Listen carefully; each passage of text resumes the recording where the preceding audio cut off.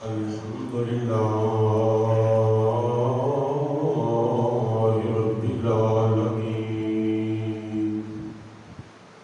والعاقبة للمتقين والصلاة والسلام على سيد الأنبياء والمرسلين وعلى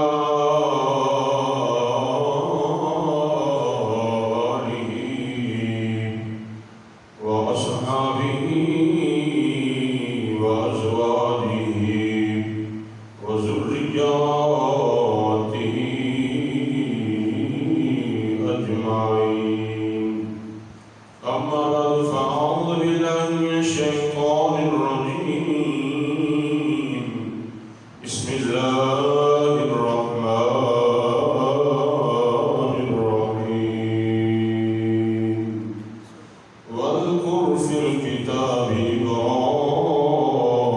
إبراهيم إنه كان صديقا نبيا آمنت بالله صدق الله العظيم يا رسول الله انظرها لنا يا رسول الله انظرها لنا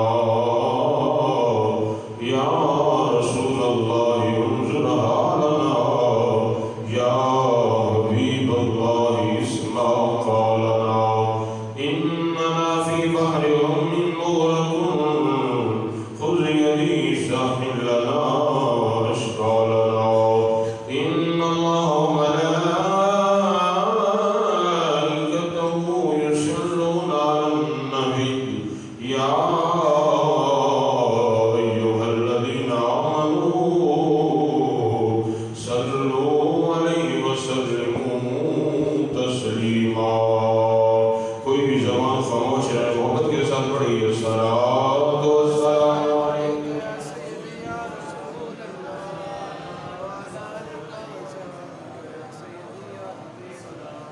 صلاۃ و سلام علیک یا سیدی یا رسول اللہ وعلی آلک و صحابک یا سیدی یا حبیب اللہ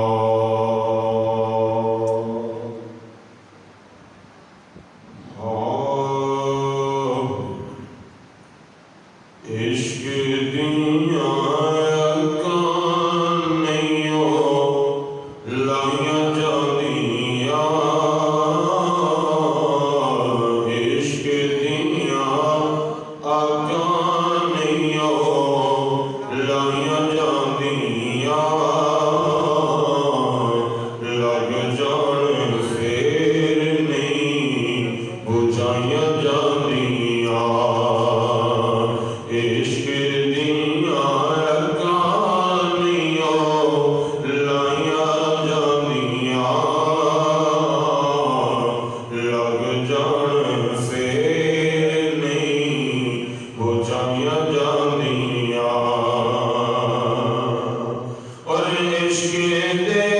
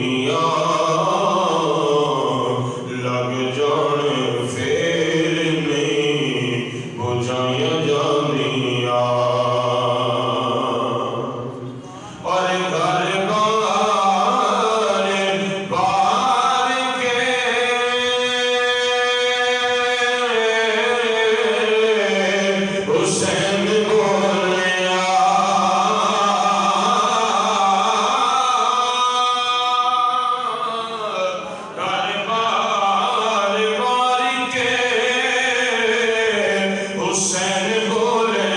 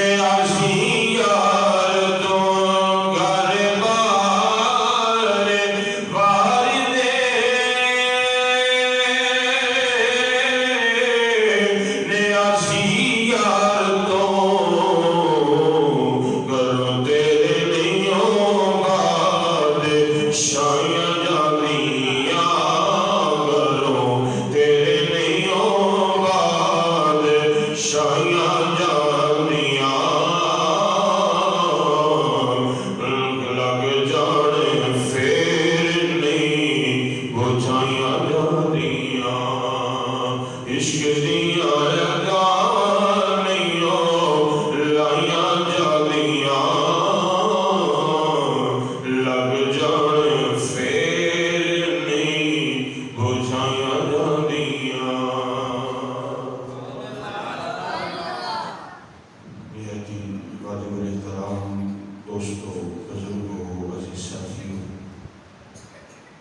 اللہ کریم کی حمد و ثنا پیارے محبوب صلی اللہ علیہ وآلہ وسلم نے ذات اقدس نے درود و سلام کا نظرانہ پیش کرنے کے بعد دعا ہے آپ اور سچ و یاد کرنے کی توفیق عطا فرمائے اللہ تعالیٰ سارے سن سنا کے اس کے عمل کرنے کی توفیق عطا فرمائے تو حضرات محترم پچھلے جمعہ المبارک میں بھی میں حضرت ابراہیم خلیل اللہ علیہ نبینا علیہ السلام دا تذکرہ کیتا تھی آج بھی آپ دا ذکر خیر اسی آیت مبارکہ دیتا جو رب العالمین نے قرآن مجید فرقان حمید اندر فرمایا کہ وَاذْكُرْ فِي الْكِتَابِ ابراہیم یاد کرو میرے پیارے ابراہیم علیہ السلام کو بے شک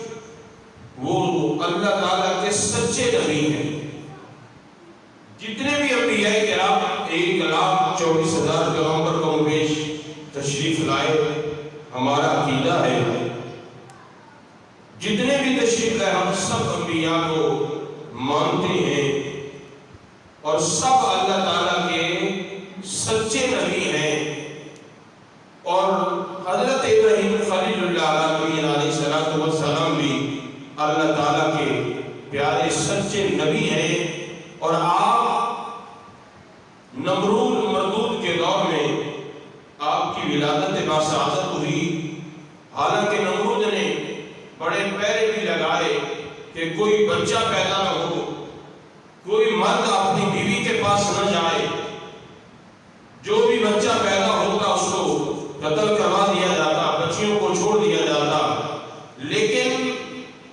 جس چیز کا رب العالمین ارادہ فرماتا ہے وہ کام ہو کر رہتا ہے رب العالمین جب ارادہ فرمائے وہ کام ہو کے رہتا ہے اللہ کریم کی یہ منشا تھی کہ میں نے اپنے پیارے نبی حضرت ابراہیم خلیل اللہ علیہ السلام کو بھیجنا ہے اس نے نمرود نے بڑے پہلے لگوائے لیکن اللہ تعالیٰ نے اپنے پیارے نبی کو بھیجنا تھا اور بھیج دیا پھر ہر طرح سے حفاظت بھی فرمائی تو آپ کی ولادت باسعادت بھی ہوئی کوئی نقصان بھی نہیں ہوا پھر آپ جب بڑے ہو گئے تو آپ نے سب سے پہلے اپنے گھر والوں کو خصوصاً اپنے چچا آزر سے فرمایا کہ چچا میں تجھے اور یہ جو جن کی تو بتوں کی پوجا کرتا ہے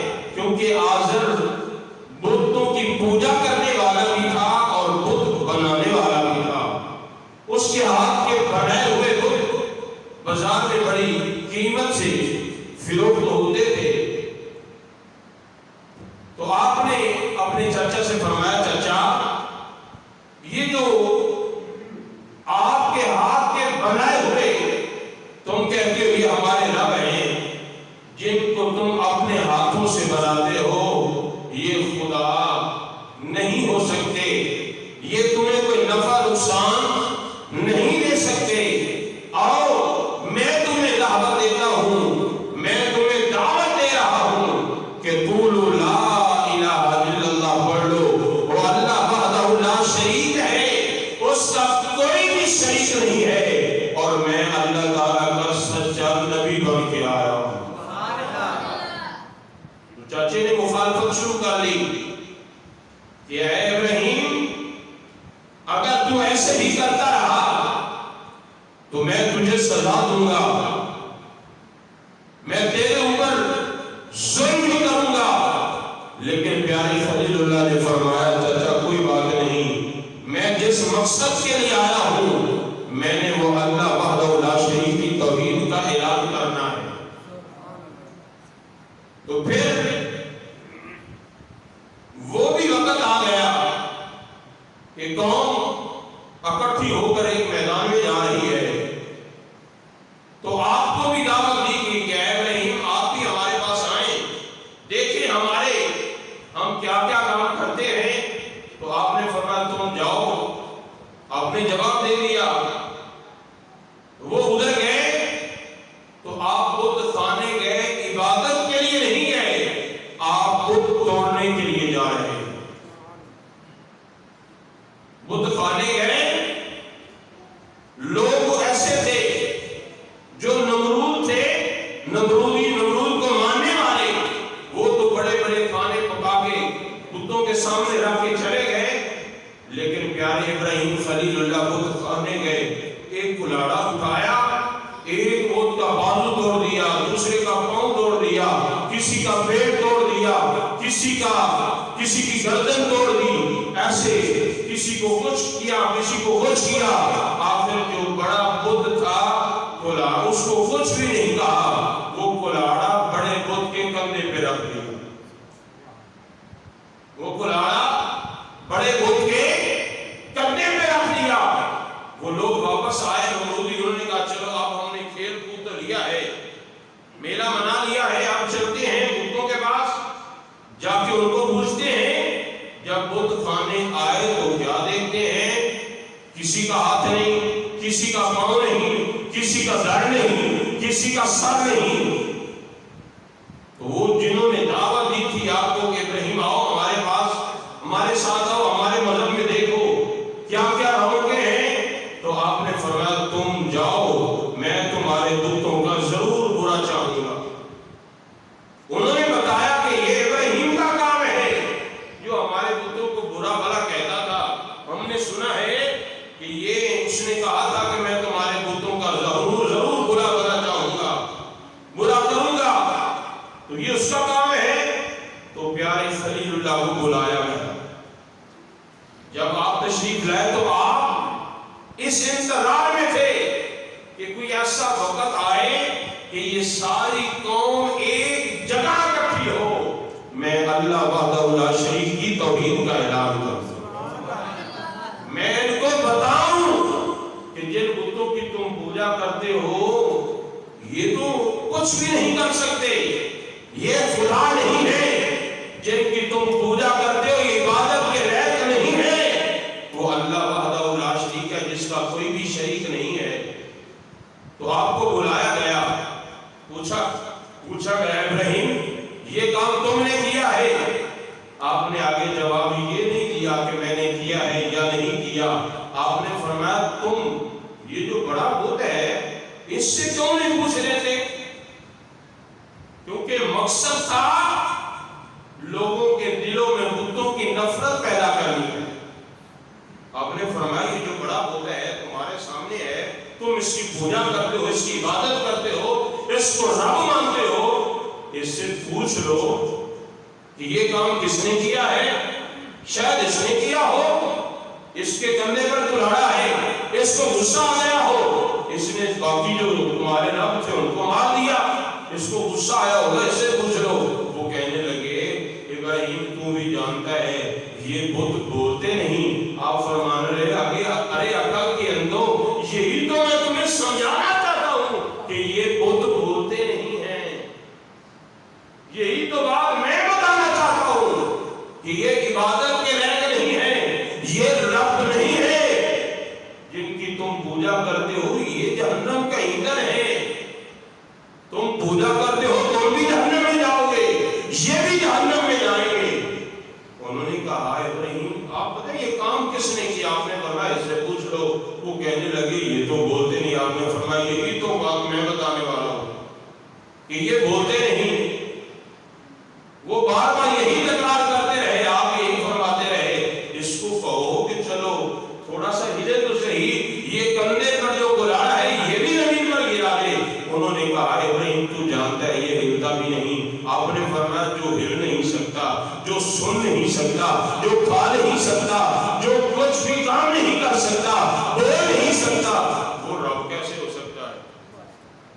وہ رب کیسے ہو سکتا ہے؟ تم اس کی پوجا کرتے ہو تم بھی جہنم میں جاؤ گے،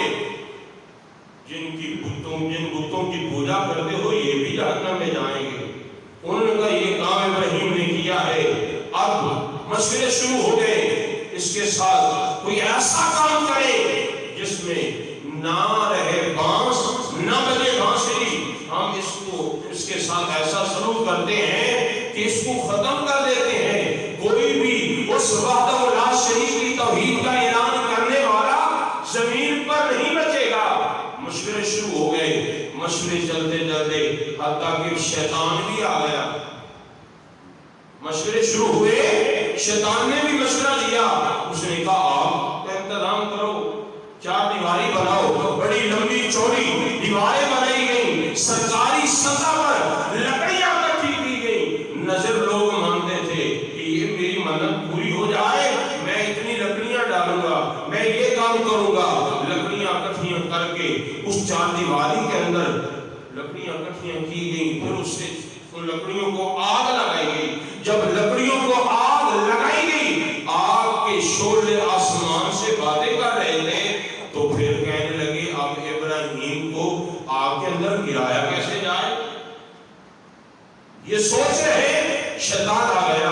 اس نے کہا یہ مشورہ بھی میں دے دیتا ہوں کہ ایک منجنیق تیار کرو، اس کے اندر پیارے ابراہیم کو بٹھاؤ، تو منجنیق کے ذریعے آگ میں ڈال دو. یہ چلے آگ میں چلے جائیں گے. آگ میں جب جائیں گے جل سڑ کر راکھ ہو جائیں گے. نہ رہے گا بانس نہ بجے گی بانسری. لیکن اتنے بے وقوف تھے، عقل کے اندھے تھے، وہ یہ نہیں جانتے کہ یریدون لیطفئوا نور اللہ بافواہہم. اللہ جس چیز کا ارادہ فرماتا ہے نا وہ کام ہو کر رہتا ہے. یہ کافر ارادہ کرتے ہیں کہ اللہ کے نور کو بجھا دیں، لیکن یہ بجھا سکتے نہیں ہیں. یہ بجھا سکتے نہیں ہیں. آگ تیار، بڑا مختصر عرض کر رہا ہوں. آگ تیار ہو گئی، آگ کو منجنیق میں بٹھایا گیا. انسانوں کے علاوہ باقی ساری مخلوق رو رہی ہے، چیخ کے نکال رہی ہے. مولا ایک ہی تیری توحید کا اعلان کرنے والا، اس کو بھی آگ میں ڈالا جا رہا ہے. مولا ہمیں حکم دے، ہم کس کے لیے ہیں، ہم اس کی مدد کریں. رب العالمین نے فرمایا یہ میرا اور میرے خلیل کا معاملہ ہے، میرا اور میرے خلیل کا معاملہ ہے. اگر تم نے اپنی طرف سے جانا ہے تو جاؤ میرے خلیل کے پاس. پیارے خلیل اللہ کی بارگاہ میں ہوا والا فرشتہ آیا، عرض کی حضور آپ حکم فرما دیں، اتنی ہوا چلاؤ کہ یہ ساری جو آگ یہ ختم ہو جائے. آپ نے فرمایا تجھے کس نے بھیجا ہے؟ اس نے کہا میں خود آیا ہوں. آپ نے فرمایا تیری مدد کی ضرورت نہیں ہے. یہاں یہ بھی یاد رکھیں باقی پانی والا فرشتہ بھی آیا، حتیٰ کہ جبرائیل امین آیا. ہر نبی کا صحابی، ہر نبی کے پاس وحی لے کر آنے والا فرشتوں کا سردار بیت المعمور کا خطیب آیا. عرض کی اللہ تعالیٰ کے پیارے خلیل مجھے حکم فرما دے، میں آپ کی کیا مدد کر سکتا ہوں. میں وہاں تک جا سکتا ہوں جہاں کوئی بھی نہیں گیا. تو اس کو بھی پیارے خلیل اللہ نے کیا فرمایا کہ اے جبرائیل تجھے کس نے بھیجا ہے؟ اس نے کہا میں خود آیا ہوں. آپ نے فرمایا تیری مدد کی ضرورت نہیں ہے. کچھ لوگ بد عقیدہ اس جگہ پہ اعتراض کرتے ہیں. دیکھو جی سنی کہتے ہیں مدد جائز ہے، ہم کہتے ہیں وہ جو بد عقیدہ وہ کہتے ہیں مدد لینا جائز نہیں ہے، ناجائز ہے. دیکھو جی اگر مدد لینا شرک نہ ہوتا تو پھر پیارے خلیل اللہ کی بارگاہ میں ہوا والا فرشتہ آیا، پانی والا فرشتہ آیا، جبرائیل امین آیا. آپ نے مدد لی نہیں. میں نے کہا مدد اعلیٰ سے مانگی جاتی ہے، جو کم درجے والا اس سے مدد مانگی نہیں جاتی. یاد رکھیں جبرائیل امین فرشتوں کا سردار ہے، لیکن نبیوں کا مقام فرشتوں سے زیادہ ہے. جبرائیل کام مرتبے والا، تو پیارے خلیل اللہ بڑے مرتبے والے. تو اور یاد رکھیں یہ بھی پانی والا فرشتہ بھی یہی، ہوا والا فرشتہ بھی کم درجے والا. ان سے کیسے مدد مانگتے؟ اور جب امتحان ہوتا ہے پھر ہائے بائے نہیں کی جاتی، پھر اللہ تعالیٰ کی بارگاہ میں یہی دعا کی جاتی ہے مولا استقامت عطا فرما دے. اس واسطے کے عشق دی ریت سارے جگ تو جدا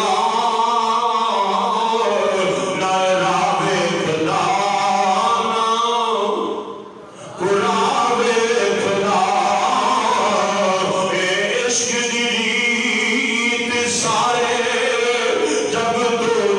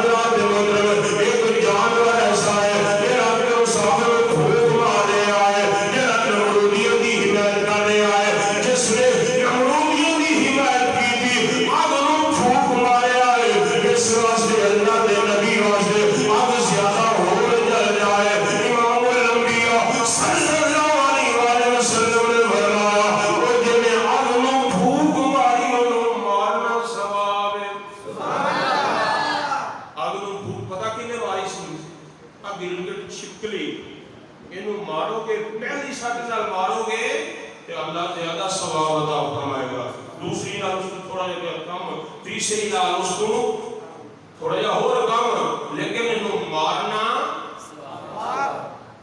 بات بڑی قابل غور ہے انہوں مارنا کیے انہیں کی کیتا ہے اچھا یہ پھوک مارنا نال آگ زیادہ ہو گئی بولو نا اچھا ایک جانور پھوک مارے او دے پھوک مارن نال آگ زیادہ اب تے پہلے ہی بہت بڑی جل رہی اے دے پھوک مارن نال آگ زیادہ نہیں لیکن انما الاعمال بالنیات